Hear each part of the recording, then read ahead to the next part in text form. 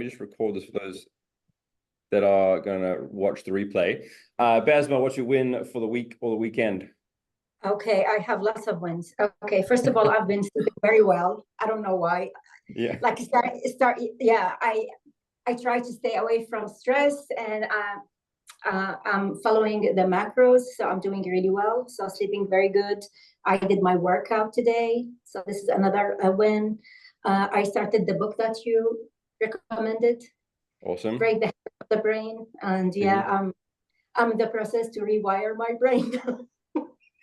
Good stuff. I hope it's gonna work. Nicely It done. will. Nicely done. All right. And Courtney, I know we just chatted a little bit earlier, but what is your win for the weekend? You can tell the ladies about your juicing experience if you want, if you can. I know you're driving, I think, at the moment. I am driving and you might hear my dogs here soon. And if so, I'll just throw myself on mute. But okay. I did a juice cleanse over the weekend, which I did because a friend had recommended it to me because I've been having all sorts of stomach issues, especially at night. Because unfortunately, I can't remove stress from my life. And it's been really, really stressful the last several weeks. And felt really great on it. And then with your help, I've been reintroducing foods and have continued to sleep well, and my stomach's continued to feel good. So I feel like I'm on a good path with that. Awesome stuff. So I just want to preface that I don't suggest everyone go into juicing, but Courtney had been struggling with some gut issues for some while. So basically, when you do a juicing cleanse or diet or anything like that, what you're doing is you're just eliminating everything for a couple of days, and then you're just reintroducing stuff slowly to see what sets off the gut issue, right? So for example, like you don't know what feeling good feels like if you, for example, been eating lactose or carbohydrates your entire life, and then you just haven't been able to pin down a certain issue you have. So an elimination diet or a juicing diet just means you eliminate everything from your diet, and then you slowly reintroduce proteins or carbohydrates or lactose or anything like that to see how those individual things give you a reaction. So, I mean, what we found out with Courtney was that like seafood-based proteins work really well, but then if she introduces, like she had a meal with butter, for example, and that didn't make her feel very good, and then also like she has a Diet Coke for caffeine at work, but Diet Coke was giving her gut issues, so we had to take that out as well. So if you have stuck to your macros for a long time, if you've done enough calorie stuff and you've lost enough weight and you're trying to fine tune your health, then we can do an elimination diet. But Courtney's been down this path a little while now, so we needed to sort of take things to the next level. So I'm not saying everyone needs to do a 4-day elimination diet or juicing diet. This is just part of Courtney's plan before everyone gets excited by it. Okay, so we've got a little bit to cover today. There's a couple of things I want to address. So number one, we're going to talk about your mindset and your habits today. Then we're going to talk about what to do when you don't feel like doing it, right? We're talking about fitness here. And then when we're talking about your goals for August. So let's start talking about your mindset and habits, right? So this is the beginning of the month. For a lot of people, what I find is when we kind of get to August, motivation tends to die off a little bit, purely because, especially in the US, you're coming from summer holidays. Mindset is kind of being in that place where you've been at barbecues or events or doing things all summer, and now you realize, okay, cool, the end of summer is coming. So either you are not motivated to get to the gym because you know that winter is just around the corner, and then you're going to just wear jumpers and long pants, so you don't really have to care about going to the gym, so your motivation tends to die off. Or you've gotten to the other side of things where you put too much weight on, or you've lost your momentum through summer, and now you're having to get back into the swing of things. So when we're talking about your habits, the only difference from where you are right now to where you want to be is just going to come down to your habits. I had this conversation with Basma earlier today about the fact that, you know, if you want to be the healthiest version of yourself, if you want to be the fittest version of yourself, if you want to lose 100 pounds or 5 pounds, it's just your habits, your daily standards, right? So as it's the beginning of the week and the beginning of the month, a little bit of homework I have for all of you is I want you to write down at the end of every single day for the rest of the week, so from now until next Monday, one habit that you're currently doing that isn't serving your future self. So what habit are you doing in your day-to-day life? Just one. If you have multiple, we're just going to address one at a time. So one habit that you're currently doing every single day that is not in alignment with who you're trying to become. So whether it's the version of Adam that is 100 pounds lighter, for example, or the version of Adam that's a sprinter or a swimmer or whatever, these daily habits I'm doing right now are not in alignment with who I'm trying to become. So I have to identify them and address them, right? So this is something that's super powerful, because if you get to the end of the day and you do your journaling, like I know all of you are doing your journaling, you can write down that one habit. So let's just say, I don't know, I was eating a thing of Oreos, like a small serving of Oreos after dinner every single day. I know that little habit is not in alignment with who I'm trying to become, right? Or I have a habit of hitting the snooze button and I'm waking up 20 minutes later than I should be. That habit is not in alignment with who I'm trying to become. The reason why it's more powerful if you identify it yourself, it's because you're calling yourself out on your own bullshit. You know deep down inside the things that you need to do to be where you want to be.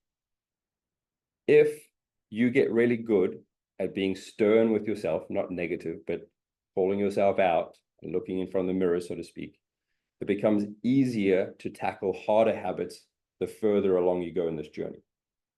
And when I say habits, I'm also talking about your standards, right? So if, for example's sake, you're in a shitty relationship or a shitty job, or you don't like where you live, or you don't treat yourself as well as you should be, these are standards that you've just become accustomed to, right? If you want to increase your life, all you have to do is raise your standards. It's the exact same thing when we talk about finances, for example. If your standard is only to have X amount of money in the bank account, then that is your water level. That's your standard of safety, right? So if we have higher standards for ourselves when it comes to our workouts, our eating, our mindset, our growth, our self-development, then we automatically have to raise to that level, right? So our water level is no longer here, it's now here. So then you can start to look at, okay, what are my standards like with my workouts? Am I really giving my best when it comes to the workouts I'm doing? Am I really pushing as hard as I can when I do those sets? Are my standards as high as they should be? So then when you look at your nutrition, it's the same thing.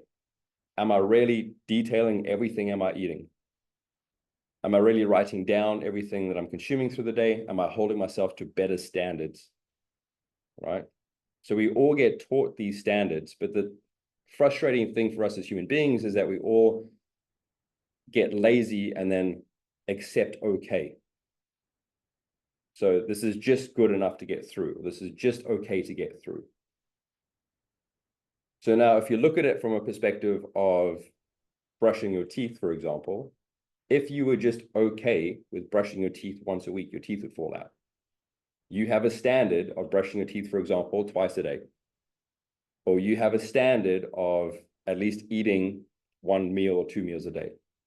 Or you have a bare minimum standard of how you communicate to your loved ones or your family or your work colleagues.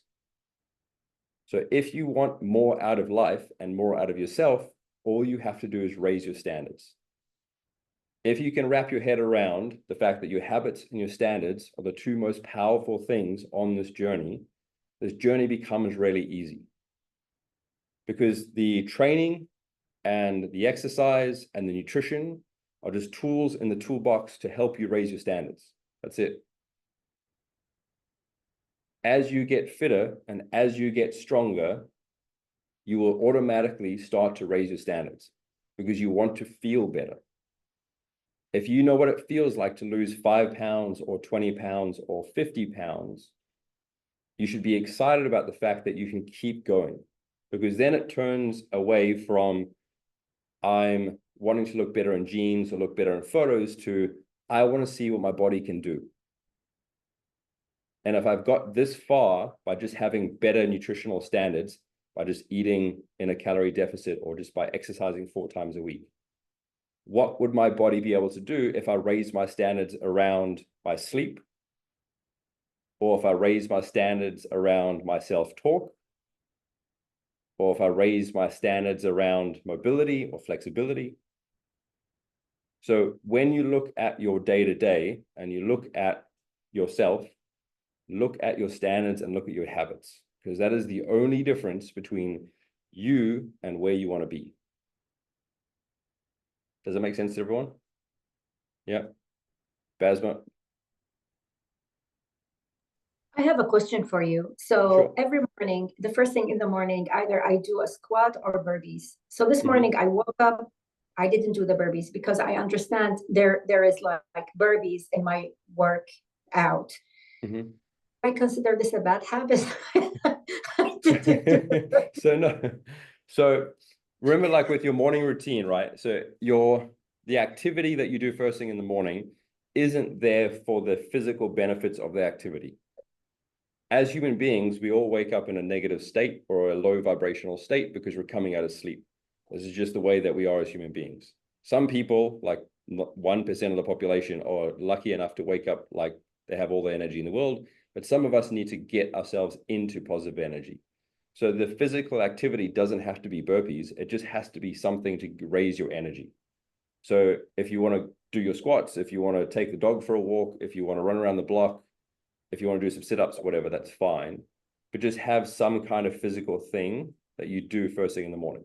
All right. Thank you. All right. What's your biggest, Basma, what's your biggest takeaway from your habits and your standards and what I was just saying? Are you asking me?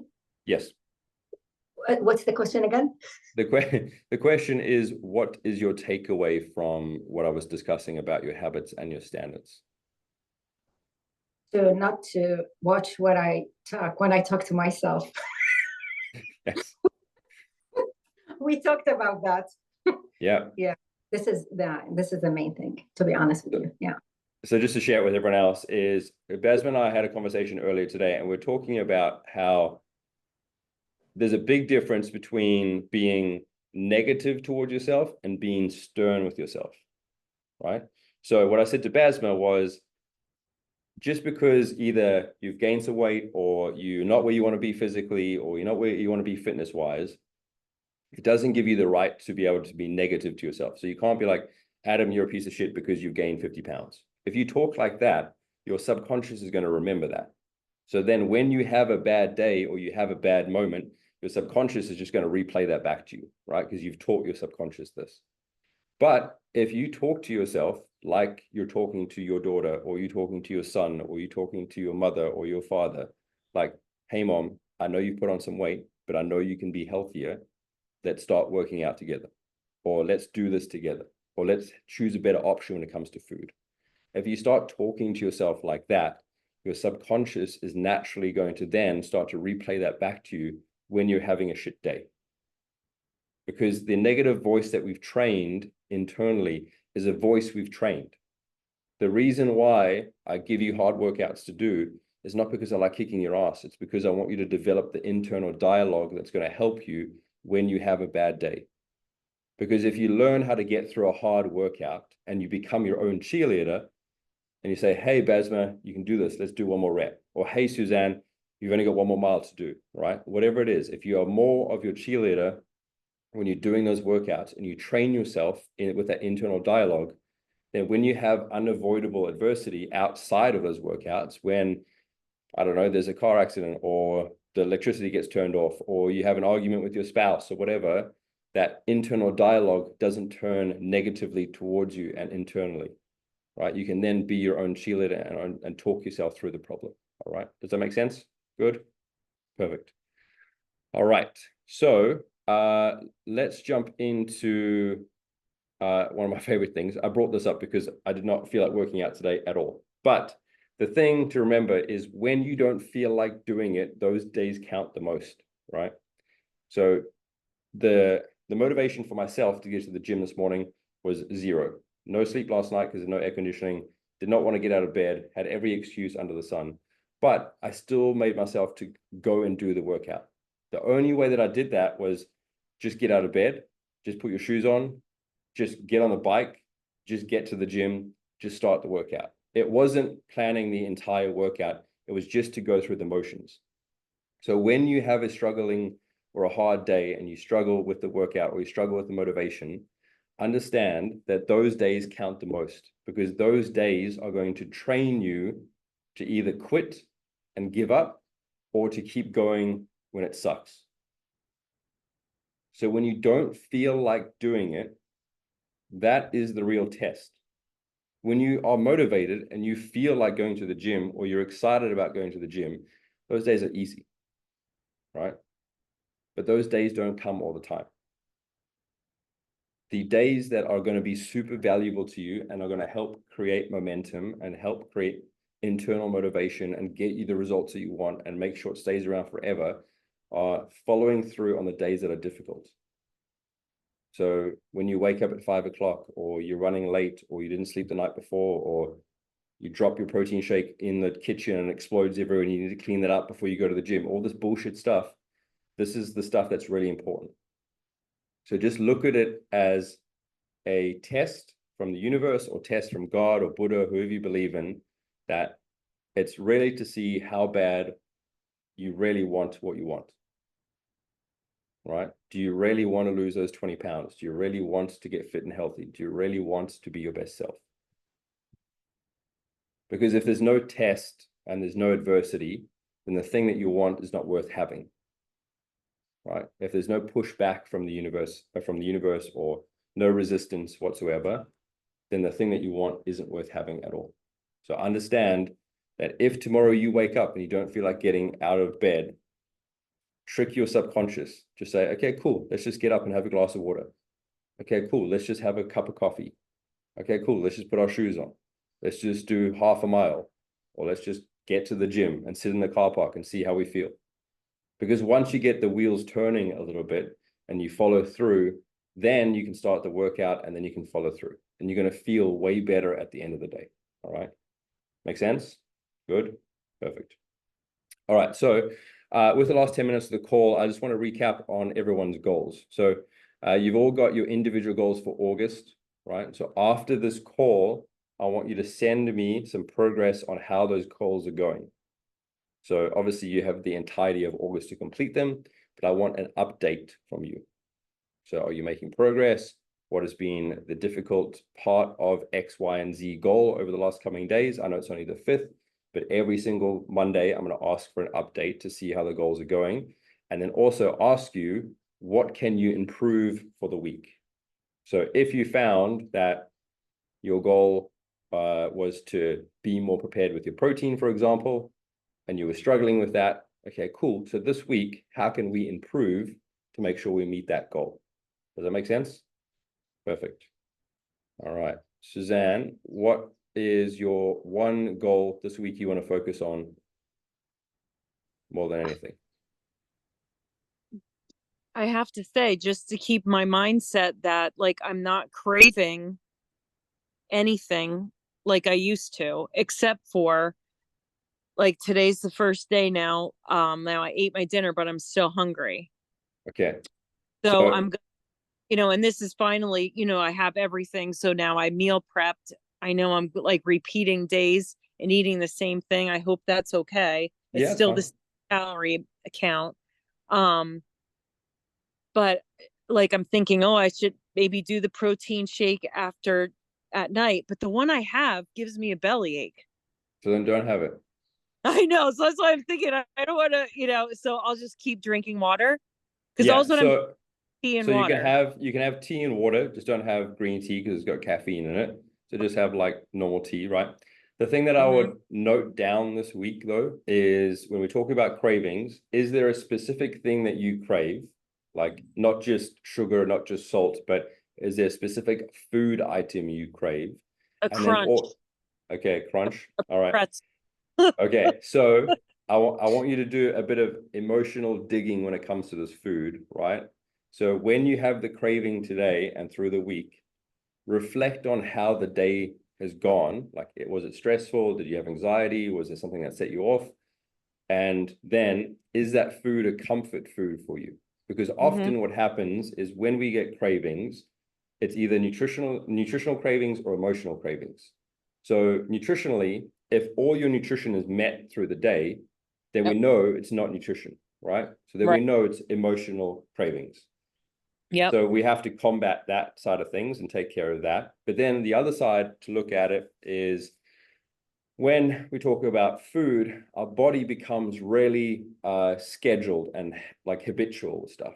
So it's not even the fact that it's the food you're craving, it's the feeling of eating the food, right?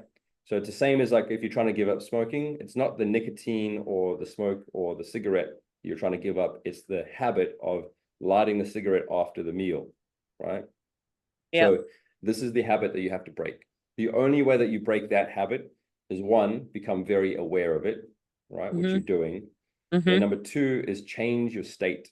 So, for example, like if you were sitting in that chair and you know, every single day, at the end of the day, you sit on that chair for about 5 minutes and then you get the craving for the pretzel, don't sit in the fucking chair. Right. Or just go for a walk or go for a run or go do something physical, because that will change your state. Right? So focus on that stuff this week. And then obviously we've got a chat later in the week as well, but just make sure that you're taking note of this. Again, this is why journaling at the end of the day is really important. Yep. Because then you can reflect on where you're at and what you're doing with the food. All right. I'm journaling all day too. Okay, good stuff. All right, ladies, so we're going to leave it there. If you have any questions, let me know. But like I said, please send me an update on your 3 goals in August after today's call. Just give me a quick recap on how the last 5 days has gone. All right. Okay. Good stuff. Thank Courtney, you. get Nice home meeting safe. everybody. Good to see you, Susan. Bye. See you, ladies. Okay, Bye. bye. Bye-bye.